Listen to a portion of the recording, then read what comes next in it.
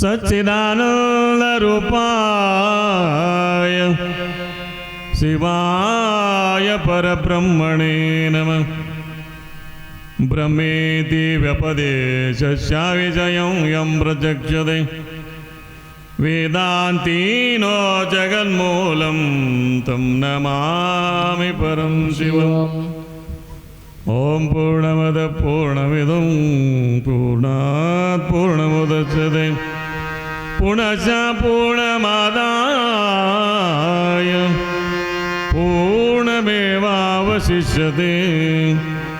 ओम शांति शांति शांति। श्री गुरुभ्यो नमः।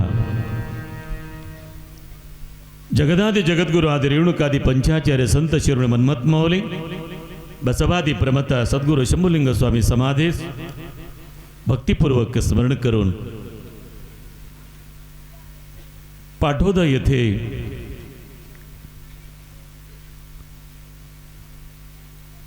या ग्रामामध्ये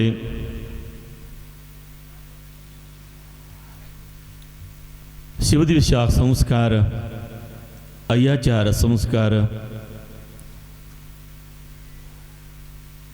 कार्यक्रमानिमित्त करून सायंकाळी या धर्म संमेलनामध्ये या सर्व कार्यक्रमाचा आयोजित केलेले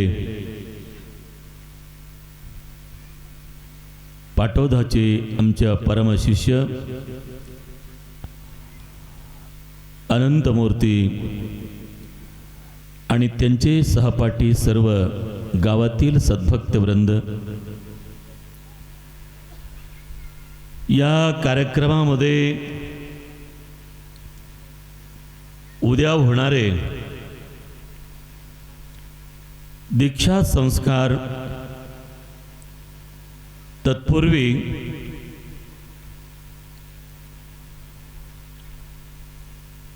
वेदा दीक्षा म्हणून होत असतात। हे सर्व विधी विधान करणारे उपस्थित असलेले आमचे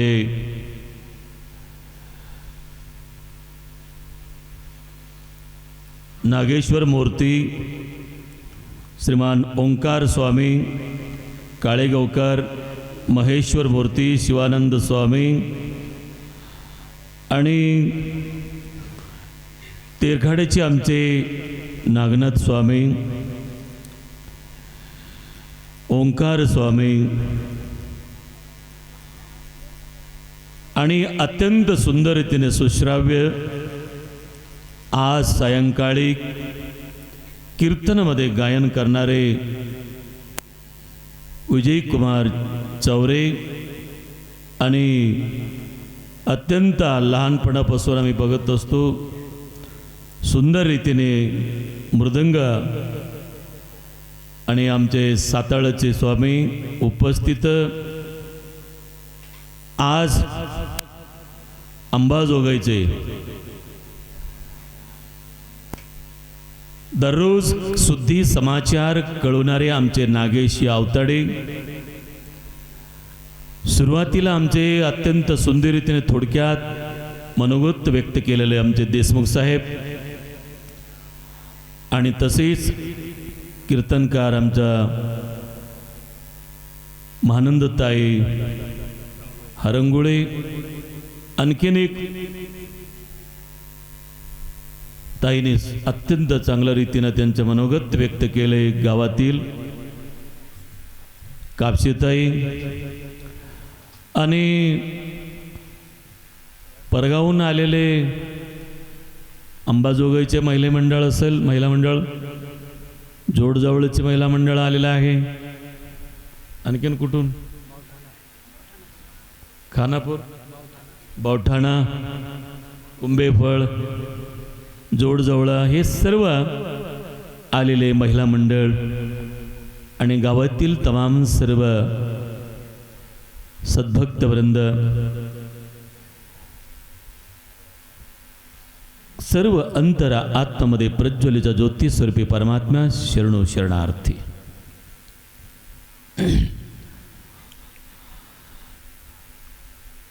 प्रत्येकाने मनोगत व्यक्त करत असताना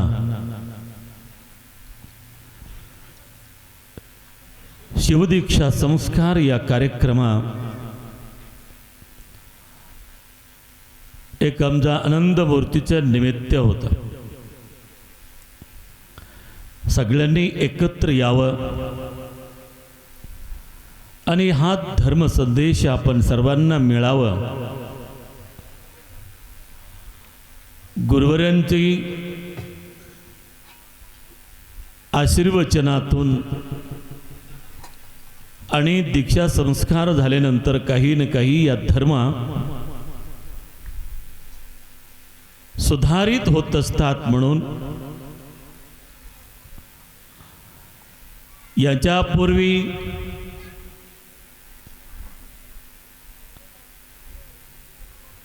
कार्यक्रमाला आम्ही आलेलो होतो. कोणते कार्यक्रम? वेदमूर्ती आमचे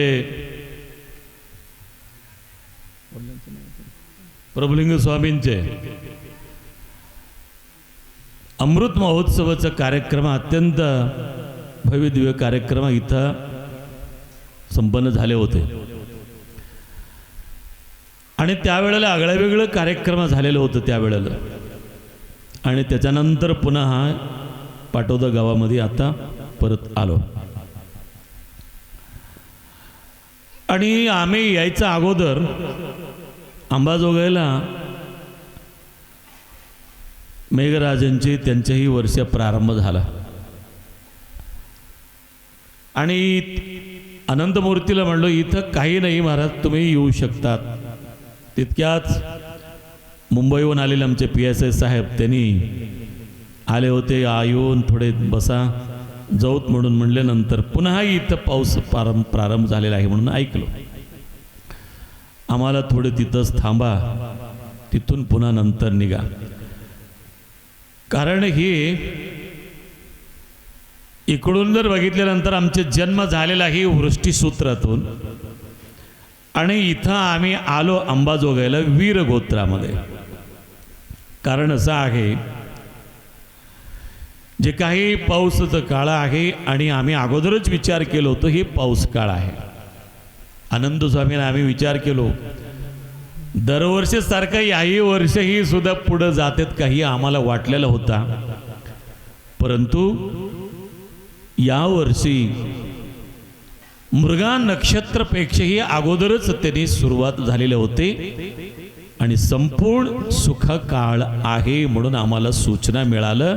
म्हणून आपला दिवस आणि सुरुवातीला म्हणजे काही तो वृष्टी सुरुवात झालेला आहे.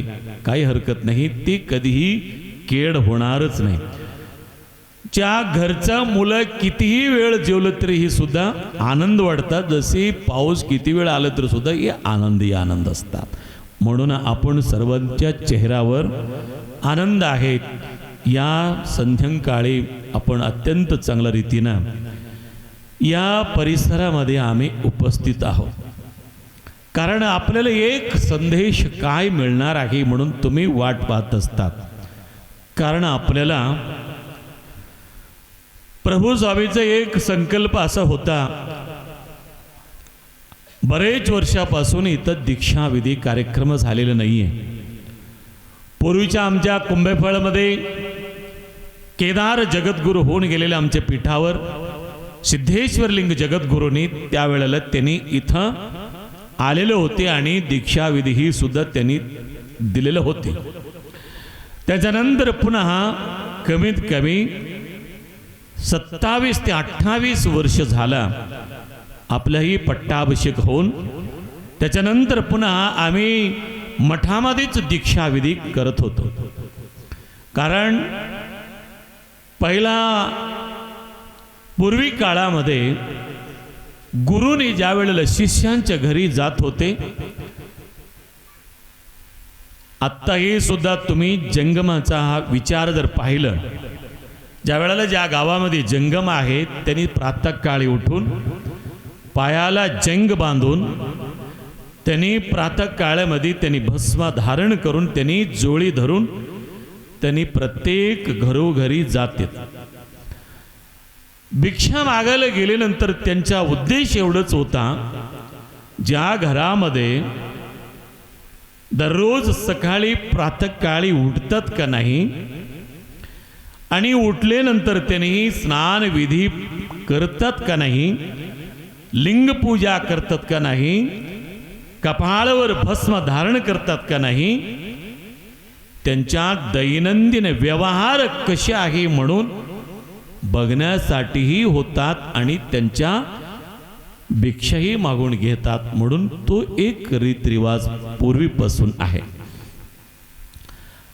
हल्लीकडे आता काय आहे, तो दीक्षा देणारही सद्गुरू आहे, त्यांनी घरोघरी जाणंही त्यांचा कमी झालं. आणि ज्या वेळेला सामूहिक जसं विवाह प्रारंभ झाला, सामूहिक विवाह प्रारंभ कोण केले होते? सोलापूरचे सिद्धरामेश्वरांनी प्रथमतः त्यांनी सामूहिक विवाह प्रारंभ केलेले. त्या पूर्वी काळामध्ये विवाह करायचा म्हटल्यानंतर तो एक एक विवाह होत होता, 2 जोडी विवाह होत होता. परंतु सर्वसाधारण हजारो संख्यामध्ये विवाह प्रारंभ झाला सामूहिक.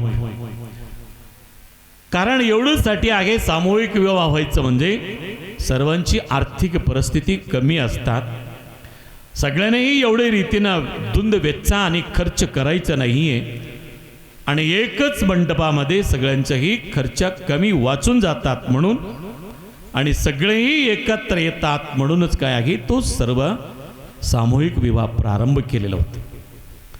तेही एकच नाहीये, एक धर्माचे नाहीये, सर्व धर्माचा विवाह त्यांनी सुरुवात केलेली होती. एकच धर्मच नाहीये, त्या व्यासपीठावर त्यांच्या सगळ्यांचेही त्यांच्या विवाहात त्यांनी करून दिलेले होते. परंतु एक अट होता, कोणीही जर काय आहे तो धर्माचं जर आल्यानंतर सिद्धरामेश्वरचा एक अट होता, तिथं त्यांनी तो विधी म्हणजे ही वीरशैवांचा लिंगायतचं प्रमाण जे काही विधी होत असतात त्याप्रमाणेही त्यांनी विधी लावून त्यांनी त्यावेळेला लग्न लावून दिलेलं होते. म्हणून अशा रीतीनं लग्न कार्य तो काळामध्ये होऊन गेलेला आहे. तो सिद्धरामेश्वर चरित्र आणि त्यांच्या पुराणामध्ये आपल्याला समजून जात असतात. सांगायचे तात्पर्य काय आहे म्हणजे, आम्ही ज्या वेळेला दीक्षाविधी आम्ही घरोघरी प्रत्येकांच्या धर्मामध्ये एक कार्य आहे. तुम्ही विचार करून बघा, ब्राह्मण समाजामध्ये एक विधी आहे, तो मुंज म्हणून आहे.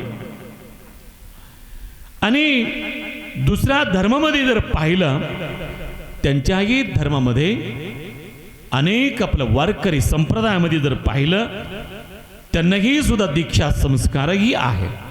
आणि प्रत्येक धर्मामध्ये पाहिल्यानंतर तो संस्कार वीरशैव लिंगायत धर्मामध्ये जंगमा समाजामध्ये काय आहे म्हणजे, त्यांना वटूला अय्याचार कांडका समारंभ म्हणून करतात. म्हणजे ज्या वेळेला ब्राह्मण समाजामध्ये जो विधी आहे तो एक मुंज आहे. मुंज झाल्याशिवाय त्यांच्या लग्न होऊ शकणार नाही आहे. त्यांच्या अगोदर मुंज झाल्याशिवाय लग्न होतच नाही आहे. म्हणूनच काय आहे, त्यांच्या अगोदर 8 वर्षाच्या नंतर त्यांच्या एकदा मुंज करतात, पुन्हा काही वर्षांना त्यांच्या लग्नही करत असतात.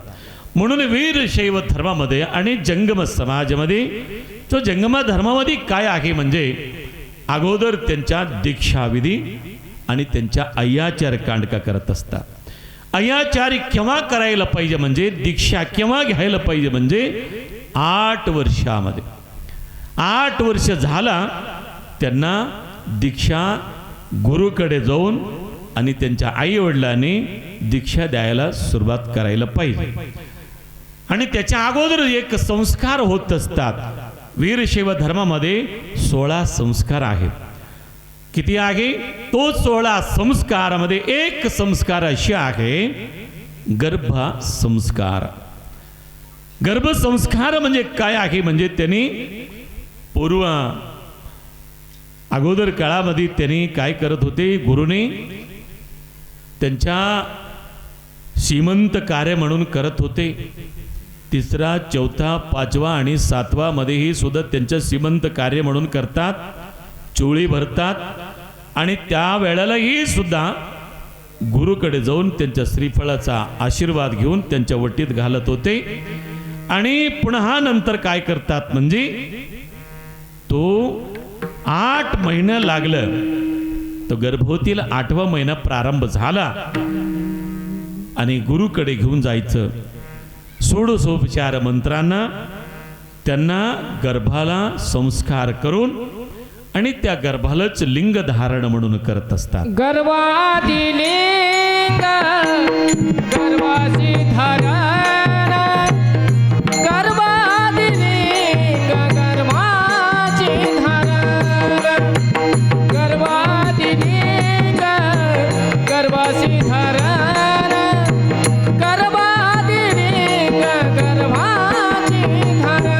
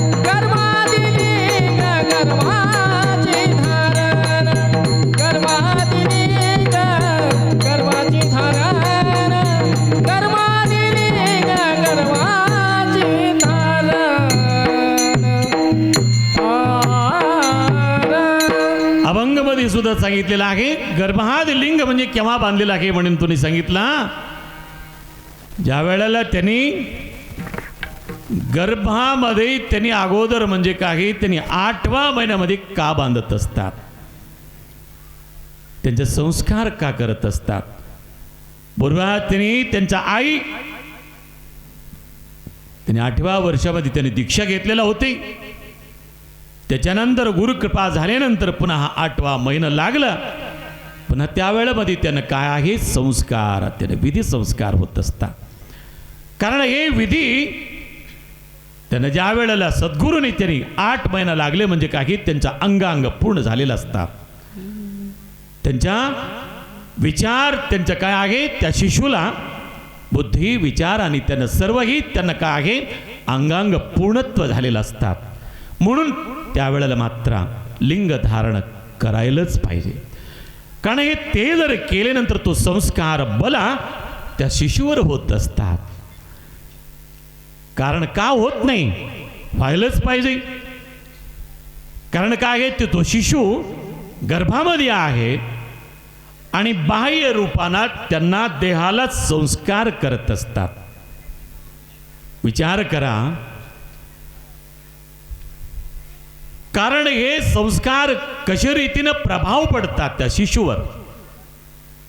त्या बाळाला जे गुरुकडे गेल्यानंतर आईने ज्या वेळेला प्रणाम करत असतात, म्हणून अगोदर काय आहे 8 महिने होऊस्तोवर त्यांनी काय केलेलं आहे, प्रथम प्रारंभ झाला, महिना प्रारंभ झाले बरोबर सांगितलेलं आहे. आवाचे शब्द कधीही त्यांनी ऐकायला नाही पाहिजे. कोणाबरोबरही सुद्धा काही आवाज शब्दानं कोणाला बोलायला नाही पाहिजे. आणि तो दृष्टीनं काय आहे वाईट कधी बघायला नाही पाहिजे. या कानाला काही वाईट कधी ऐकलं नाही पाहिजे.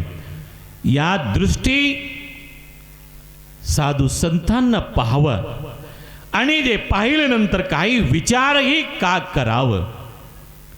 शुद्धांत करणं त्यांनी असे विचार करावं कधीही मनात वाईट विचार कधीही आणू नये म्हणून परिसरा शुद्धी करत असतात. परिसदा वातावरण अशा रीतीने निर्मिती करलेलं जात असतात. त्यांच्या घरामध्ये आईवडिलांनी आणि त्यांच्या परिसरातले सर्वांनी त्यांना अत्यंत चांगल्या रीतीनं परिसरात त्यांना निर्माण करत असतात. विचार करत त्यांना अगोदर 5वा महिना लागला 7वा महिना लागला हिरवा बांगडे भरत असतात. हिरवा साडी नेसवत असतात आणि शुभ्र असलेलं काय आहे फुलं वगैरे त्यांना त्यांच्या कपाळाला त्यांच्या डोक्याला लावत असतात. आणि चांगल्या रीतीने काय आहे येणारे त्यांना प्रसन्न दिसत असतात. आणि फलादी पुष्पादी सर्वही त्यांच्या समोर दिसतात आणि त्यांच्या ओटी भरल्या जात असतात. हे संकेत कोणचा आहे म्हणजे शुभ संकेत आहे आणि अत्यंत चांगल्या रीतीनं संस्काराची संकेत आहे. म्हणून केळीही भरले जात असतात. केळी अत्यंत उत्तम रीतीनं आहे. नेहमीही त्यांचा काय आहे म्हणजे तो फळ अत्यंत शुभकारी आहे. म्हणूनच काय आहे तो एक एक फळ आहे तो एक एक शुभकारी असतात. म्हणूनच काय आहे त्यांच्या ओटी भरले जात असतात. त्याच्यासाठी त्यांना 8वा महिना झाला आणि सद्गुरूकडे घेऊन जात असतात. त्यांच्या लिंग धारण त्यांच्या पोटाला लिंग धारण सुरुवात करत असतात. कारण करायचा विचार काय आहे पण विचार असे आहे त्यांनी पारायण करायला पाहिजे. म्हणूनच त्यांनी दररोज उठल्यानंतर पहिला प्रारंभ महिना सुरुवात झाला आणि शेवटपर्यंत त्यांनी काय आहे साधू संत महात्म्यांची त्यांनी ग्रंथ जर वाचन जर केला आणि अनेक कथामृत जर ऐकला आणि साधू संतांची वाणी जर ऐकलं आणि ते प्रभाव त्यांच्यावर त्या बाळावर प्रभाव सुरुवात होत असतात. कारण एक आम्हाला ग्रहण जर लागला त्या ग्रहण कार्यामध्ये तुम्ही ग्रहणाचं लागलं बरोबर चंद्रग्रहण असू द्या सूर्यग्रहण असू द्या तुम्ही त्या ग्रहणाचा त्या कालावधीमध्ये तुम्ही आईवडिलांनी तुमच्या सुनाला तुमच्या मुलींना सांगत असतात. काय सांगतात कोणतेही काम करू नका. अगोदर सांगतात काय काम करू नका चिराईचं काम करू नका भांड्या घासू नका काही करू नका.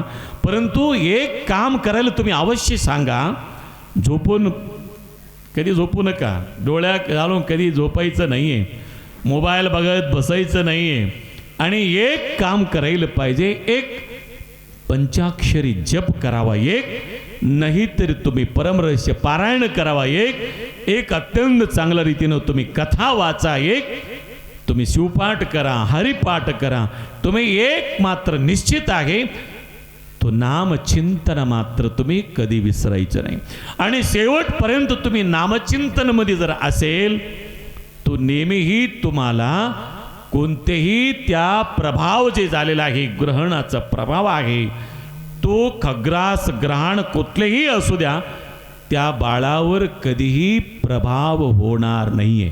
परंतु कोणता प्रभाव होणार आहे म्हणजे त्यावेळेला ज्या वेळेला त्या काळामध्ये तुम्ही काही म्हणलेलं आहे ना तो मंत्र जप केलेला आहे ना तो सिद्धी कोणाला होणार आहे म्हणजे येणारे बाळावर तो सिद्धी हे नक्कीच होत असतात. हे सिद्धी होणार आहे. तुला जर नाही जर झाला त्या आईला जर नाही झाला परंतु त्या बाळाला मात्र नक्की सिद्धी होत असतात.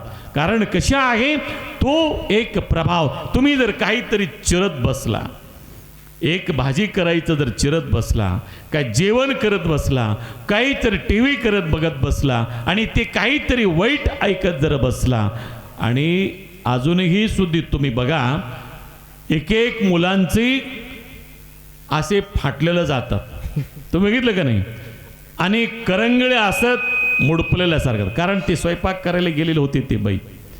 आणि अनेक कार्य अनेक वेळे वेगळ्या रीतीने त्यांनी कार्य करत जात असतात, मूत्रला जात असतात आणि काही अनेक वेगळ्या रीतीने त्यांनी मनात आणून तो विचार केलेला असतात. तसे विद्रूप आणि तो मुला बाळाला जन्माला येत असतात. अशा रीतीनं जन्माला आल्यानंतर काय उपयोगाचं आहे? माझ्या येणारे जो बाळ आहे अत्यंत या भारत भूमीवर अत्यंत संस्कारवंत व्हायला पाहिजे, कीर्तिवंत व्हायला पाहिजे, यशवंत व्हायला पाहिजे म्हणून जे करत असतात. म्हणूनच सांगितलेले मातृपुण्येन यशवता कीर्तिवता मातृपुण्येन बलवतः दैववतः पितृपुण्येन. म्हणून जे काय आहे, ज्या जन्माला येणारे जे काय आहे तो बाळ आहे तो वंश पुण्यानं काय आहे जन्मलेला असतात. बालपणी दीक्षा लादले गुरुचे, बालपणी दीक्षा लादले गुरुचे, बालपणी दीक्षा लागले गुरुचे, बालपणी दीक्षा लागले गुरुचे. संसाराची रुची नकाय माझा, संसाराची रुची नकाय माझा, बालपणी दीक्षा लादली गुरुची, बालपणी दीक्षा लादली गुरुची, बालपणी दीक्षा लादली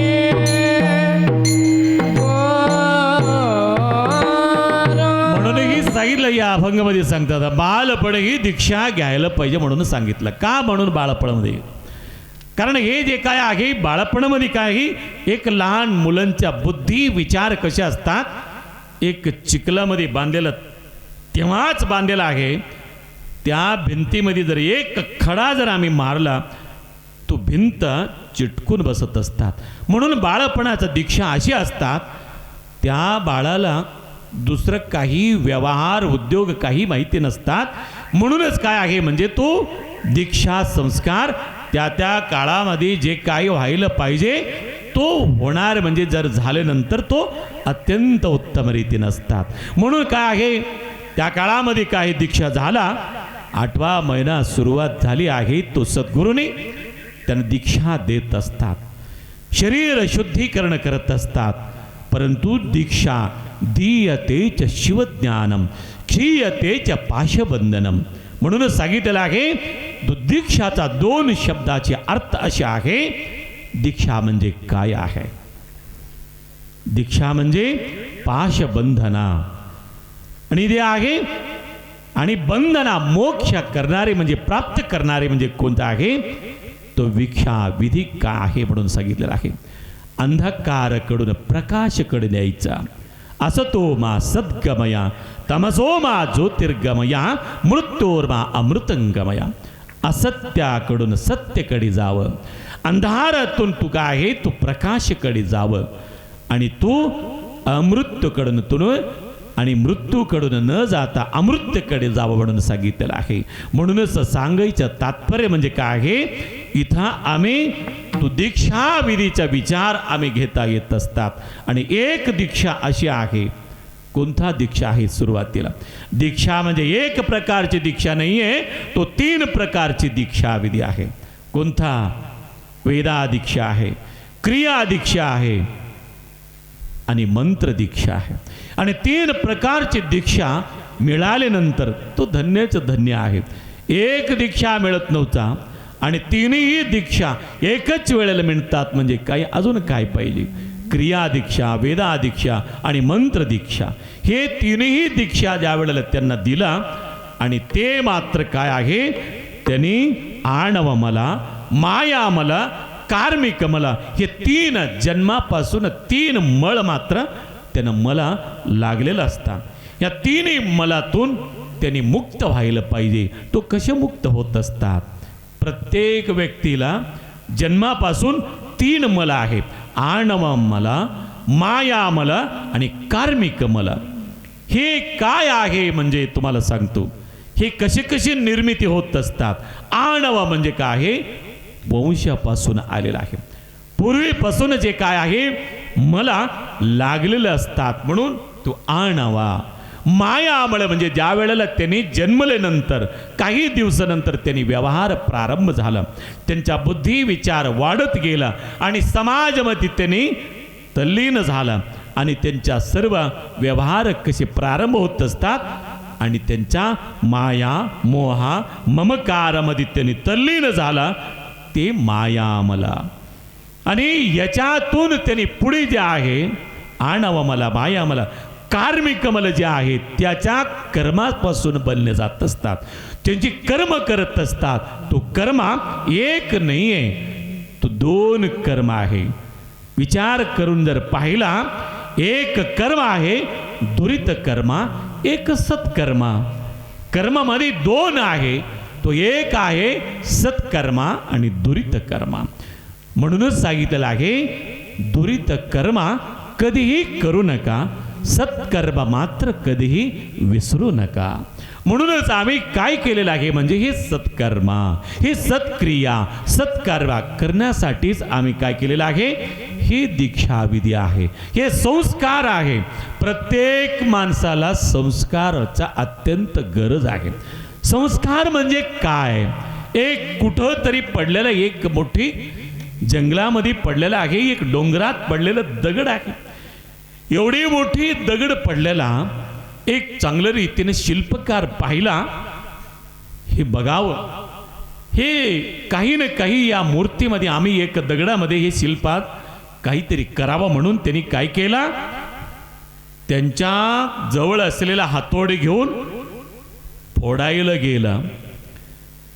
अनेक त्याच्यामध्ये छिद्र छिद्र झाला आणि एक बाजूला सरकलेला दगड मात्र ते छिद्र झाले नाहीये. त्यांच्या उळी त्यांच्या हातोडी घेऊन त्यांनी अत्यंत चांगल्या रीतीनं घडवायला प्रारंभ केला. एवढी सुंदर रीतीनं घडविला, फार सुंदर घडविलं. त्याचं नाक मोडलं नाही, कान मोडलं नाही, डोळा मोडलं नाही, त्यांच्या गळ्यातला सगळे हार मोडलं नाही, पायाचा आणि हाताचा सगळी रीतीनं चांगल्या रीतीनं त्याचा पाय उमटला, चांगल्या रीतीनं वाटलं त्यानं. आणि एवढी सुंदर मूर्ती तयार झाला. तयार झाल्यानंतर आणि दुसऱ्याने पाहिल्यानंतर हे मूर्ती तुम्ही कितीला देणार आहे म्हणल्यानंतर त्याच्या किंमत ठरविला. ते किंमत ठरविले तर तो किंमत आणि त्यांनी त्या मूर्ती खरेदी केला. आणि त्यांनी जातानाही सुद्धा त्या जाग्यावरून उचलत असतानाही सुद्धा अत्यंत चांगल्या रीतीनं त्यांना भव्य दिवामध्ये त्यांचा पूजा अर्चना केली. वाजत गाजत त्याला उत्सवामध्ये तुम्ही कसे उत्साहानं तुम्ही आम्ही आणलं. पावसामध्येही सुद्धा कोणाचा तुमच्या अंगावरलं साडेचं खबर नाही तुम्हाला, आणि दुसऱ्याला चिखल लागते तर म्हणून खबर नाहीये. आणि म्हणजे एवढी आनंदमय तुम्ही तल्लीन झाला. आणि असे तुम्ही या पावसाबरोबरही सुद्धा तुम्ही नाचत गायन करत असतात. आणि टाळा वाजत वाजत तुम्ही जसे इथं आणलं तसे त्या मूर्तीला सुद्धा त्यांनी उचलून आणि त्यांना खांद्यावर घेऊन नाचत नाचत आणि टाळ वाजत वाजत त्या मूर्ती घेऊन गेले. त्या मूर्ती घेऊन गेला आणि भव्य दिव्य मंदिर स्थापन केलेलं होतं, मंदिर बांधलेलं होता. त्या मंदिरामध्ये स्थापना झाली.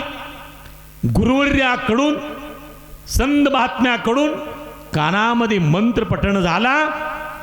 त्या प्राण प्रतिष्ठापनही झाला. प्राण प्रतिष्ठापन झाले बरोबर आणि अनेक लोकांची दर्शनाला, एक नाही, एकादशी झाला, शिवरात्री झाला, सगळे सुरुवात झाली आणि दर्शना घडायला सुरुवात झाला. आणि त्याच्या बाजूला बसलेला, त्याच मोठी शिळामध्ये बसलेला दगड होता छिद्र छिद्र छिद्र झालेला, त्या दगडानेही सुद्धा त्यांनी सोडलेलं नाहीये. छोटे छोटे छोटे दगड केला आणि ते पायऱ्या खाली टाकला. पायऱ्या केले त्याचा. त्या सगळे पायऱ्याने विचार करायला आम्ही सगळ्यांनी एकत्रच होतो आणि एकत्रच असतानाही सुद्धा आमच्यातून फुटून बाजूला सरकला त्यांनी आणि त्यांना एवढे वैभवाने त्यांना घेऊन गेला. आम्हाला कसेही कसलं बैलगाडीमध्ये कसलंही त्याला काय पूजा अर्चना नाही, संस्कार केलं नाही, काही नाही, असंच भरून आणलं. तेही सुद्धा पायाखाली टाकलं आम्हाला आणि आम्हाला डोक्यावर पाय ठेवून त्याला नमस्कार करायला चाललं. आणि आम्ही सगळे पायरीने मिळून एकदा मध्ये बसलेला त्यांच्या घरातलंच होता अगोदर, त्याला विचारला, हे मित्रा, तुम्ही आम्हाला सोडून बाहेर जर गेलं तर काय हरकत नाहीये, परंतु तुला एवढी वैभवानं तुला तिथून मिरवत आणला, वैभवानं आणलं तर आणलं, पुन्हा मंदिरात बसविलात तर सगळे लोकांनी रांग लागला तुला दर्शन घ्यायला. आणि तेही सुद्धा चिखलाचा पायाचा पाय देऊन आमच्या डोक्यावर पाय ठेवून तुला नमस्कार करतात.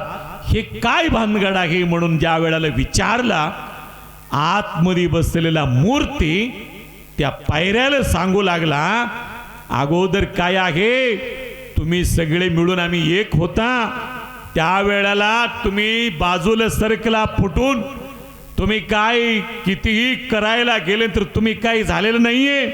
परंतु मी ज्या वेळेला मूर्ती करत असताना त्यांच्या हातातला एवढे काय असतं ते बघितलं का नाही, छन्नी असतात, तो किती हातोडा असतात, त्या छन्नीतून आम्ही किती मार खाल्लो, किती मार खाऊन आम्ही मूर्ती झाला. मग मूर्ती झाल्यानंतर त्यांना आनंद वाटला आणि दुसऱ्याने घेऊन आम्हाला स्थापित केला. म्हणून त्यावेळेला घडवत असताना मी सहन केलेलं म्हणून आता मी मध्ये बसलेला आहे, तुम्ही सहन केले नाही म्हणून तुम्हाला संस्कार मिळाले नाही म्हणून तुम्ही बाहेर बसलेला आहे म्हणून त्यावेळेला सांगत असतात. सांगायचे तात्पर्य तुम्ही विचार करा. आणि आम्ही ज्या वेळेला संस्कार देत असताना जड वाटत असतात, तो संस्कार प्रत्येक व्यक्तीला काय आहे, तो नेम आहे. एक वारकरी संप्रदायाचा माणूस एक संताकडे गेला, अरे बाळा, तुझ्याकडे व्यसन आहे, तो व्यसन मुक्त वाहतोय, म्हणल्यानंतर तुला मी माळ घालणार आहे, तुला मंत्र देणार आहे म्हणून म्हणल्यानंतर ज्या वेळेला माळ घालत असतात त्यावेळेला माळ करी झालं. ज्या वेळेला त्यांनी पंढरपूरला जातात, तो कोण होता, पंढरपूर मूर्तीच होता आणि ते मध्ये त्यांनीच होता. आणि त्यांच्या दर्शनाला जातात म्हणजे काय, दर 15 दिवसाला तो वारकरी झाला. ते वारकरी आठवड्याला जाणार, 15 दिवसाला जाणार, हे नेम आहे. हे नेम कोण ठरविलं, हे आमचे संस्कारच ठरविलेलं आहे. आमच्या पूर्वज लोकांनी आम्ही ठरविलेलं आहे. हे संस्कार 15 दिवसाला प्रत्येक देवाला जातात. म्हणजे का जातात, आणि तिथं जाऊन पाया पडून येतात. म्हणजे दर 15 दिवसाला, दर महिन्याला हे काही न काही आमच्या वतीनं काही न काही पाप घडत असतात. म्हणूनच सांगितलेलं आहे, कसे पाप घडत असतात. कोणते डोळ्याने घडत असतात, काही कानाने घडत असतात, काही हाताने घडत असतात, काही पायाने घडत असतात. पाप कसे घडत असतात, काही आम्हाला पत्ताही लागत नाहीये. पाप घडत असतात, पत्ता लागत नाही, असे पाप घडत असतात. परंतु जीवीनं, बुद्धीनं, वाणीनं हे सगळे पाप घडत असतात. म्हणूनच काय आहे, म्हणजे त्या वेळामध्ये आम्ही तो पाप ते पूर्ण हरण करून घेण्यासाठी काय करतो, आम्ही महादेवाला जातात. तुम्ही महादेवाला जातात का नाही? आता तर महादेवाला जायचं काही खूपच आहे.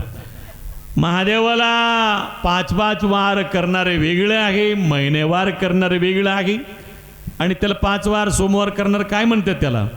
पशुपती पशुपती व्रत. पशु म्हणजे कोण? पशु म्हणजे प्राणी प्राणी. पशु पती मालक म्हणजे प्राणीचा मालक. मालक शिव. म्हणजे जी विचार करून जर बघितला ते लांब होत असतात. कारण हे पशुपती वार जे करतात ते भक्तीने करतात, ते चांगलं आहे. परंतु तुम्ही ज्या वेळेला ते वार करता करता तुम्ही जातात, तुम्ही हातामध्ये ते काय घेऊन जातात? फुलारी. त्या फुलारीमध्ये सगळे साहित्य असतात, जे काही सांगितलेलं सगळे घेऊन जातात. घरातून तुम्ही 1 तांबे पाणी घेऊन जातात आणि दूध घेऊन जातात आणि त्या महादेवाचं पिंडीवर ओततात, साखर ठेवतात, नैवेद्य सगळे ठेवतात आणि दिवसभर मुंग्या लागून जातात. तेवढं करून तुम्ही घरी येतात आणि तिथं गेल्यानंतर ते एक कुत्रा येतात, कुत्रा खाऊन बी जात असतात. म्हणजे आमच्या महादेव तिथं मठात आहे म्हणून सांगायलो. ते अशा रीतीने दररोज दैनंदिन चालू आहे.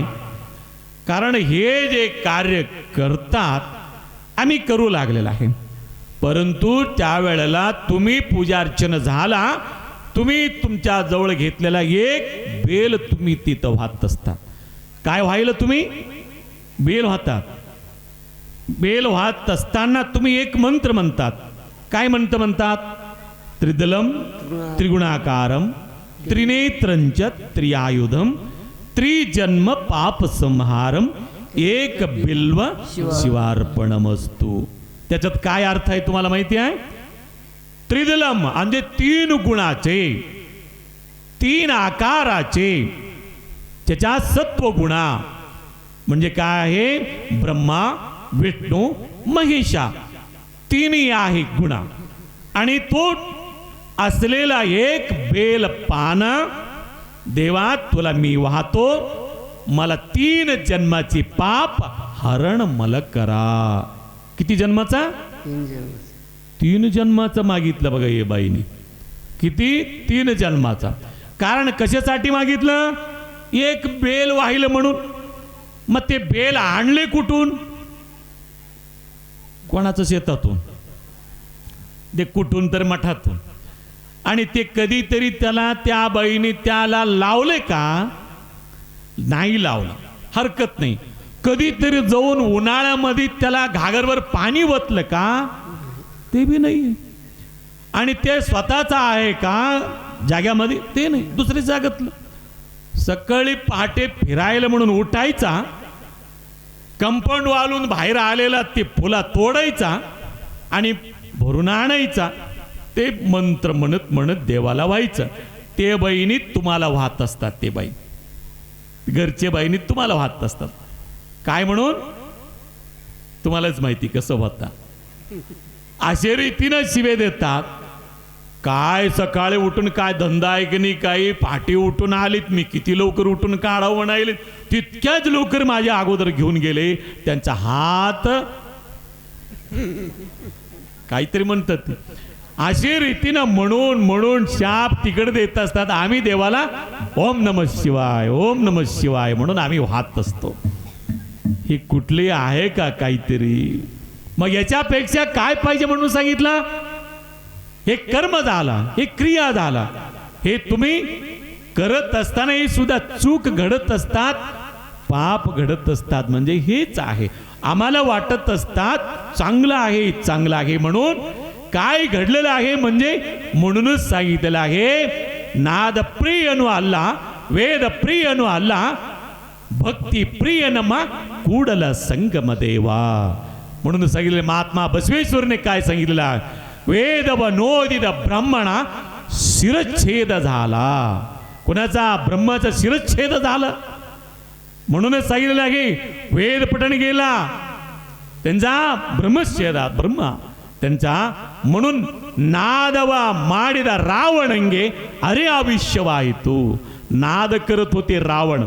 एवढी सुंदर रीतीनं नाद करून त्यांनी नृत्य करत होता, तरीही सुद्धा त्यांना अरे आयुष्य अर्धायुष्य झालं त्यांचा.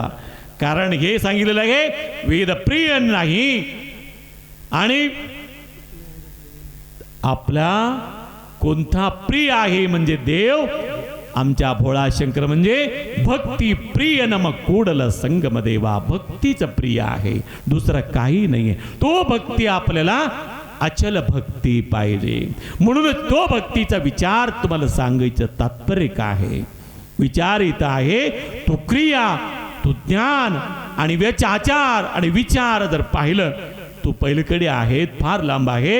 म्हणून आम्हाला सांगायचं तात्पर्य म्हणजे संस्कार. ज्या व्यक्तीला संस्कार आहे तो व्यक्ती अत्यंत उत्तम रीतीनं त्यांना किंमत आहे. ज्याने संस्कार नाहीये त्याला अजिबात काही संस्कार नसलेल्या व्यक्तीला किंमतच नाही. विचार करून पाहिलं पाहिजे संस्कारवंत विचारांत कशी असतात. विचार आणि आचार त्यांच्याकडे दोन्ही असतात. म्हणून काय आहे तो संस्कार उद्या आम्हाला सांगता येतात. त्यांनाही सुद्धा जे काही दीक्षा घेणार आहे त्यांना सुद्धा आम्हाला सांगावं लागत असतात. त्याच्यासाठी संस्कार अत्यंत गरज आहे म्हणून तुम्हाला सांगून. आणि या गावामध्ये सगळ्यांनीही मिळून अत्यंत आता आमचे देशमुख साहेबांनी सांगितलं आहे धर्मसंस्कार म्हणजे एकटाच त्यांना काही आनंद नाही आहे, आपल्या सर्व सगळ्या समाजालाही सुद्धा आनंद आहे म्हणून सांगितलेलं आहे. हे सत्य गोष्टी आहे. कारण हे कोणत्याही कार्यामध्ये आपल्याही सगळ्या धर्माची सगळे लोकांनी आपला लिंगायत वीरशैव लिंगायत धर्माचेही सगळे लोकांनी आणि इतर धर्माचे सर्वही मध्ये थोडं भाग घेत असतात. प्रत्येक या धर्म कार्य जर असेल भाग घेत असतात. आणि तो सर्व आज जर बघितल्यानंतर धर्म म्हणजे एकच आहे. विचार करा, धर्म कधीही वाईट सांगितलेला नाहीये. धर्म कधीही वाईट सांगितलेला नाहीये. धर्म अत्यंत रीतीनं चांगल्या रीतीनं सांगितलेला आहे. आचार सांगितलेला आहे, विचार सांगितलेला आहे. तो धर्म अत्यंत उत्तम रीतीनं तुम्ही पुढच्या ज्या वेळेला आयुष्याच्या शेवटच्या क्षणामध्ये जे जात असतात त्या काळामध्ये तो काय करायला पाहिजे तो धर्म सांगितलेला आहे. कारण कसं आहे, तू जन्मला आणि मध्यात तुझं आयुष्य झालं आणि शेवटच्या क्षणा तुझ्या ज्या वेळेला आयुष्या शेवटच्या क्षणामध्ये म्हणून एक क्षण असे असतात त्यावेळेला सुद्धा तू भगवंताचं नामस्मरण जरी केला आयुष्यभर केलं नाहीये. कुणी कुणी म्हणत असतात आयुष्यभर केलं नाहीये आणि शेवट त्यांनी शिवशिवा म्हणाईल हे काय स्वर्गाला जाणार आहे का म्हणून म्हणत असतात. काही काही पुराण कथामध्ये सांगितले त्यांनी कितीही जर त्यांनी पाप कर्म जर केला शेवटचं त्यांनी ज्यांना पश्चाताप झाला. पश्चाताप झाल्यानंतर त्यांच्या हीन कृत्या सगळे सोडून आणि त्यावेळेला त्यांना बुद्धी विचारलं त्यांना आला आणि आचार विचार कळालं आणि त्यावेळेमध्ये त्यांनी भगवंताचे नामस्मरण जर केलेला व्यक्ती तेही सुद्धा स्वर्गाला गेलेला आहे म्हणून आम्ही कथा ऐकत असतो. तशा रीतीनं आम्ही अंत्यकाळामध्ये ही सुद्धा विचार करायला पाहिजे. आम्ही काय विचार करावं म्हणून विचार करत असताना मनुष्य या प्राणी काही विचार करत असतात. म्हणून तसे काही दुरित विचार न करता सत्कार्याचे विचार आम्ही तो शेवटच्या काळामध्ये सुद्धा करावं. म्हणूनच काय आहे आम्ही आता चांगल्या रीतीने संतांची वाणी ऐकावं आणि तो धर्माची कीर्ती आम्ही वाढवावं. कारण काय आहे रामदासांनी भिक्षा मागायला गेलेले होते. कारण कसं आहे धर्मो रक्षती रक्षता. धर्म आम्ही जर सांभाळलं धर्म आम्हाला सांभाळत असतात. धर्म आम्ही जर सांभाळलं नाही धर्माला किंमत आम्ही जर दिलं नाही धर्म एक दिवस तुम्हाला काय आहे तुमचं स्थान दाखविल्याशिवाय राहणार नाहीये. विचार करा रामदासांनी ज्या वेळेला अंगणामध्ये गेलं भिक्षांदेही म्हणून भिक्षा मागितलं. भिक्षा मागत असताना त्या बाईने त्या स्त्रीने पूर्वी काळामध्ये दळण करत बसलेले होते. दळण माहिती आहे का तुम्हाला? ते फक्त गिरणीचं माहिती आहे. आपल्या घरातलं दळण तो गेले ते पूजाला सुद्धा नाहीये. केव्हा लग्न मुहूर्त काहीतरी घरात असतात त्या काळामध्ये त्या वेळेला रेडीमेड आणलेले असते. छोटे एवढे काय मोठे तर काही नाहीये घरात ते नाहीये आणि मिक्सर आला उकळ नाहीये ते सगळं सांगायचं म्हणजे ते आहे असे असे होते म्हणून दाखवायचं काळ तो येणार आहे. आणि अशा रीतीनं दळण करत बसलेला असताना एका बाईने त्यावेळेला त्या घरामध्ये रामदासने भिक्षांदेही म्हणलं बरोबर. आणि त्यांनी बघितलं नाहीये आणि त्याच्या काही थोड्या वेळानं रामदासांचा त्यांच्या दृश्य बघितला त्या बाईंचा. दळण करायला लागले. दळण कसे करतात बघा. वरचं एक दगड आहे, खाली एक दगड आहे आणि त्याच्यामध्ये काय आहे माहिती नाही. इकडे हलत नाही तर काही नाही आहे, परंतु पीठ मात्र खाली पडू लागला. हे सगळं दृश्य बघून ते रडू लागला. त्यावेळेला तितक्यात त्यांची दृष्टी, त्या बाईची दृष्टी त्या संतावर गेलं आणि त्या संताला पाहिल्यानंतर पळत पळत पळत त्या संताकडे आला. काय झालं रामदास, तुम्हाला काय झालं, कसं काय माझ्या अंगणात येऊन तुम्ही का रडतात म्हणून विचारल्यानंतर त्यांनी सांगतात, आई मी कशासाठी रडत होतो म्हणजे तुम्ही जे काय आहे दळण करतात, त्या दळण करत असताना ते तुम्ही मुख घालू लागला आणि काय आहे ज्वारी आहे ते सगळं पीठ होतात का. हो सगळे पीठ होतात. आणि तो पीठ न करता काही ना काही राहत असताना हो राहतात. मध्य जे खुटी आहे ते एक खिळा आहे, त्याच्या अवतीभोवती राहिलेलं मात्र तेवढंच जिवंत राहत असतात, तेवढेच दाणा राहतात, बाकीचे सगळे पीठ होऊन जातात. म्हटल्यानंतर त्यांनी म्हणला हे सत्य आहे. वरचं जे काय आहे आकाश, हे मला दुःख का वाटतात म्हणजे आकाश म्हणून एक दगड आहे, खाली एक दगड आहे, तो भूमी आहे. एक मध्य जे काही तुम्ही घालू लागला, ये मनुष्य जीवीचा जीव तुम्ही त्याच्या प्राणीचा जीवी त्याच्यामध्ये तुम्ही घालू लागला. ज्यांनी वाचून राहिलं पाहिजे म्हणून त्या धर्माचा एक खुटी आहे, त्याला धर्म म्हणून जे धरून राहिलेला आहे तसा त्यांनी जिवंत राहिलेला आहे. म्हणून आपल्या प्रपंचामध्ये धर्माला जे चिटकून राहिला तो जिवंत राहिला, धर्माला जे सोडून गेला ते काही मरून गेलेला आहे, तो नाश झालेलाही म्हणायला हरकत नाहीये. तशी रीतीने विचार आपल्याला येत असतात. धर्मा रक्षती रक्षतः, धर्म रक्षण आम्ही करायला पाहिजे, धर्म आम्हाला रक्षण करत असतात. त्याच्यासाठी धर्माचे विचार आम्हाला खूप सांगता येत असतात, परंतु वेळेचा अभावानं तुम्ही खूप वेळेपासून तुम्ही वाट बघत आहेत. त्याच्यासाठी अनेक गावातून आलेला त्यांनाही सुद्धा परत जायचा, आपल्यालाही सुद्धा विधी विधान करण्यासाठी तेरखेडून आलेले आमचे वैदिक मंडळ आणि सगळे, आणि आता पूजाचा विधी विधान त्यांनी मांडणी सुरू करत असतात. कारण उद्या दीक्षाविधी कार्यक्रम प्रातःकाळी लवकरच त्यांचे कार्य सुरू होत असतात. जे काही परगावून येणार आहे त्यांनी कमीत कमान 10 वाजता इथं प्रारंभ होणार आहे म्हणून तुम्हाला सूचना सांगतो.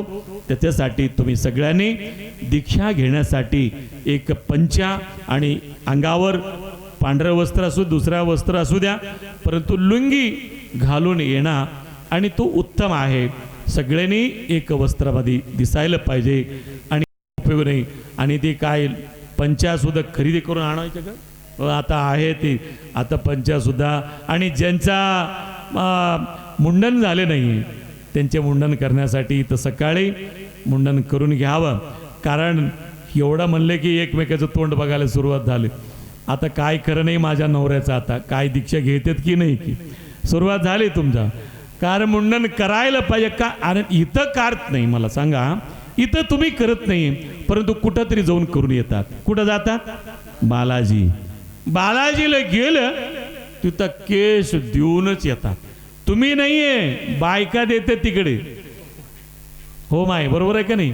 आंध्रकडे तुम्ही गेला, बालाजीला तुम्ही गेल्यानंतर तिथं स्त्रियांनी मुंडन करत असतात. का बाल का द्यावं, आपलं केस काय द्यावं, देवाला काय आवडलं नाही का, हेच आवडलं का.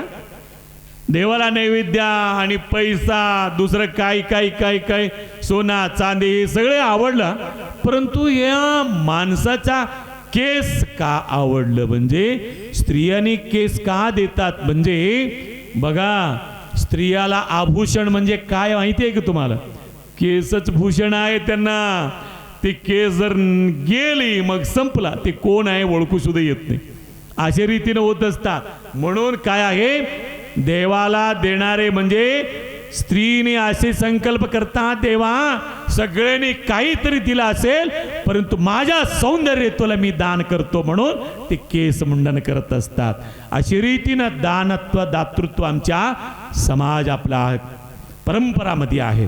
म्हणूनच काय आहे, आम्ही आज दीक्षासाठी धर्मासाठी आम्ही त्याग करत नाहीये. या केसाचा काय, तुम्ही जर उद्या जर कापून उखंडावर जर टाकलं, जर सहज तिथं जर गाढवा जर आला, बाजूला जरी असलेलं गवत खाईल, परंतु तुमचा केस कधी खात नाही.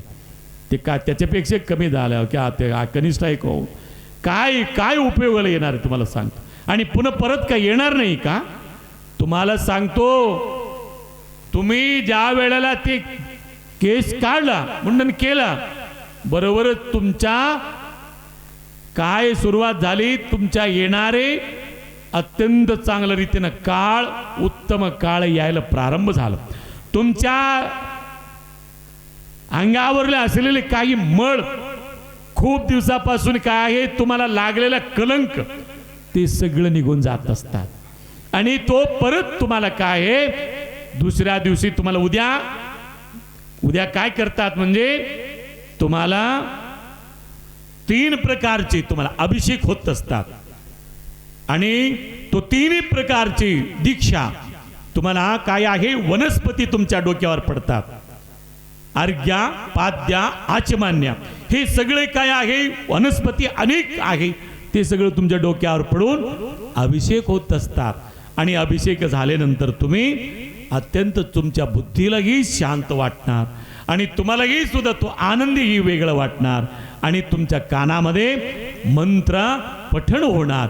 ते मंत्र तुम्हाला सिद्धी करण्यासाठी योग्य रीतीनं होणार. त्याच्यासाठी अशी रीतीनं उद्याचा दिवस होणार आहे. म्हणूनच तुम्हाला काय आहे, काही अनेक लोक काय अडचण सांगतात.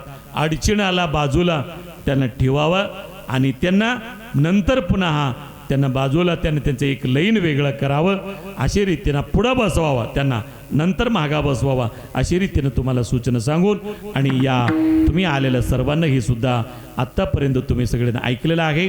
आणि उद्याचा दिवस ही कार्यक्रमाला तुम्हाला हजर राहावं, आमच्या आनंद मूर्तीचा तुम्हाला सगळ्यांनाही आमंत्रण आहे. आणि जेवढे जास्तीत जास्त संख्येनं तुम्ही येतात आणि इथं आल्यानंतर तुम्हाला उद्याचे दिवस या संस्कार विधीमध्ये तुम्ही भाग घ्यावा म्हणून तुम्हाला सूचना सांगतेत. आणि अशा रीतीनं तुम्हाला सगळ्यांना आयुर आरोग्य भाग्य सकल संपत देऊन आमच्या हार्मोनियमवर अत्यंत सुंदर त्यांनी सुद्धा गायन म्हणू लागलं. आणि ते सगळे आपला विजय चौरे झाला, साताळ्याचे स्वामी, सगळं तुम्ही इथं संध्याकाळी कीर्तन आहे, त्या कीर्तनात तुम्ही सगळ्यांनी हजर राहावं आणि आपला कीर्तनाचा कार्यक्रम हजर राहून त्या कीर्तना तुम्ही ऐकावं. आणि उद्याच्या दिवस तुम्ही सर्वांनी इथं उपस्थित राहून तुला सूचना देतो. या प्रवचन तुम्ही ऐकलेलं आहे. सर्वांना आयुर आरोग्य भाग्य सकल संपत्ती कृपाकडून मी कामना करतो. आणि स्वयं भात. ओम शांती शांती शांती. सद्गुरु शंभलिंग शिवाचार्य महाराज की जय. लारती गुरु लारती लावोन पंच प्राण ज्योती. ओ वायो तो तारक सद्गुरु मूर्ते सद्गुरु मूर्ते पाके तजन उतरते. ओ वायो हरे दया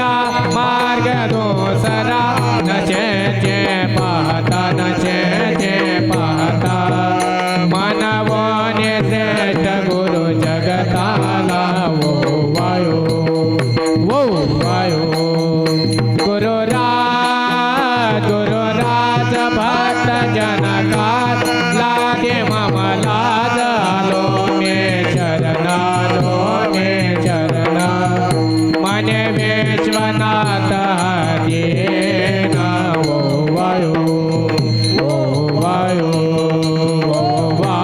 गुरु लागते गुरु लागते पंच प्राण ज्योति ओ वायो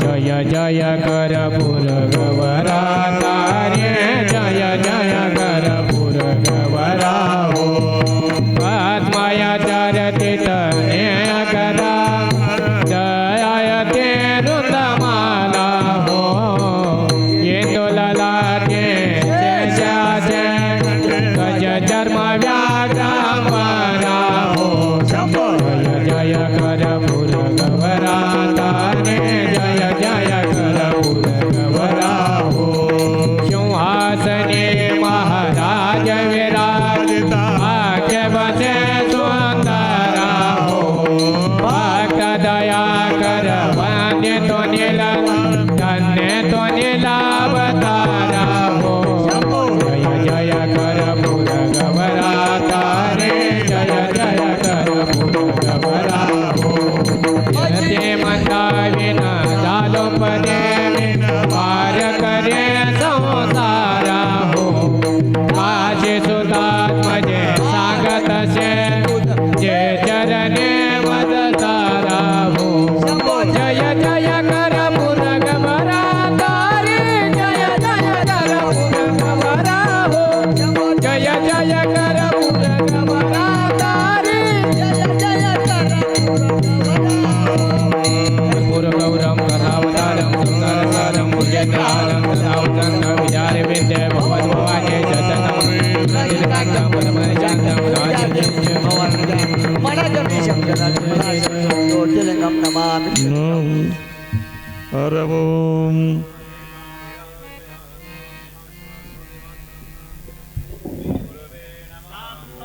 नमः पार्वती पते शिव हर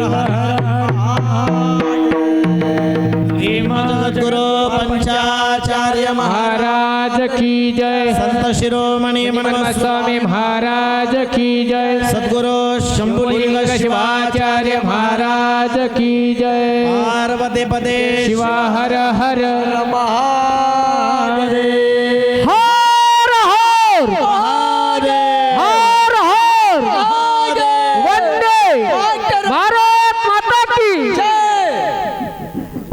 या ठिकाणी उद्या जे कार्यक्रम